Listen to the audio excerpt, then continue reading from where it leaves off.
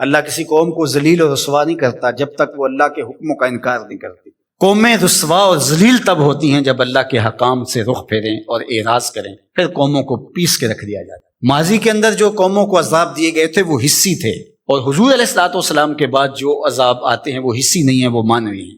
ماضی کے اندر جو قوموں کو عذاب دیے گئے، ان پہ پتھر اترے، ان کے اوپر چوہوں کا عذاب آیا، ان کے اوپر مینڈکوں کے عذاب آئے، طوفان آئے، ڈبو دیے گئے، ان کی شکلیں مسخ کر دی گئی، خنزیر اور بندر بنا دیا گیا، مختلف صورتوں میں تبدیل کر دیا گیا۔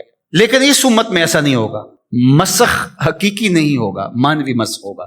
مطلب کیا کہ حقیقی مسخ تو یہ ہے چہرے بدل جائیں، مانوی مسخ ہے چہرے نہ بدل جائیں، سوچ غلط ہو جائے، یہ ہے مسخ مانوی، اندر بدل جائے، اور وہ عذاب مانوی ہوگا۔ اور اس عذاب مانوی کی صورت تشتت ہے، افتراق ہے۔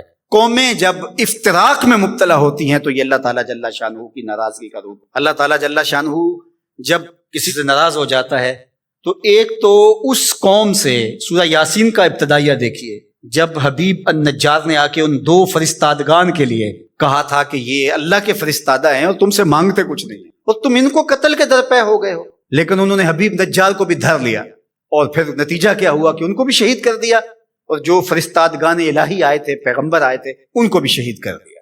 اور سورہ یاسین میں وہ سارا واقعہ موجود ہے، اور وہاں پڑھیے اللہ نے جو ان کے اوپر عذاب نازل کیا، ایک تو وہ چیخ تھی جس نے ان کو آ لیا، اور پھر وہ جو ہے وہ اپنے گھروں میں گرے پڑے ہو گئے، اور دوسرا جو عذاب اللہ تعالیٰ نے دیا اس قوم کو، اللہ تعالیٰ نے فرمایا پھر ہم نے ان کی طرف کوئی ہادی بھیجا نہیں۔ ذرا غور کیجئے، یہ باریک عذاب ہے، یہ مانوی عذاب ہے۔ انہوں نے میرے فرستادگان کی قدر نہیں کی تو پھر میں نے سزا کیا دی کہ پھر ان کی طرف میں نے کوئی ہادی نہیں بھیجا، رہنما نہیں بھیجا جو ان کی رہنمائی کر سکے، ان کو بلائے، ان کو پھر اندھیروں میں بھٹکنے کے لیے چھوڑ۔ تو یہ بات ذہن میں رکھیے گا، جب قومیں تشتت، ناقدری، اچھے لوگوں کو نظر انداز کرنے کا مزاج پیدا کرتی ہیں تو پھر ان کے اوپر جو عذاب بھیجے جاتے ہیں ان میں سے ایک عذاب کہ پھر وہ حقیقی قیادت سے محروم کر دیے جاتے ہیں۔ آج میرے وطن اور عالم اسلام کی جو حالت ہے، ہم اس وقت قیادت کے اعتبار سے یتیم ہیں۔ یہ الگ بات ہے کہ ہر بندہ دعویٰ کر رہا ہے کہ میں ہی نجات دہندہ اور میں ہی قائد ہوں۔ مذہبی لوگ بھی، سیاسی لوگ بھی، سب کہتے ہیں کہ میرے بغیر تو چرخ کا پہیہ ہی نہیں گھوم سکتا، میں ہی سب کچھ۔ لیکن حقیقی طور پہ اگر دیکھیں تو یہ امت بے امام ہے۔ اس وقت ہمارے پاس قیادت کا فقدان ہے، اگرچہ قائدین کی بہتات ہے، لیکن قیادت، حقیقی قیادت جو درد امت کا مداوع کر سکتی ہو، جو ضرورت کی کفیل ہو، وہ قیادت آج ہمارے پاس نہیں ہے۔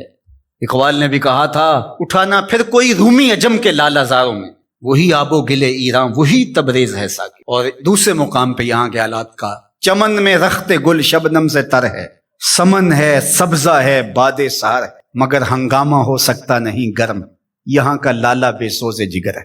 یہ سزائیں ہوتی ہیں قوموں کو کہ ان کے اندر پھر حقیقی قیادت کو اٹھا لیا جاتا ہے، پھر قوم بھٹکنے کے لیے چھوڑ جاتے ہیں، پھر مختلف جتھوں کے ہتھے چڑھ جاتی ہے، اور آج جو ہے ہمارے ساتھ ہو رہا ہے وہ کسی سے مخفی نہیں ہے۔